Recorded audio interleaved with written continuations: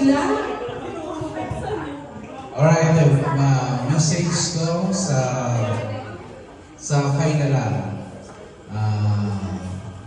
Sana marami pa kami matulungan doing this kind of event. Hindi lang sa event, to those trainings na in-offer ng FINE.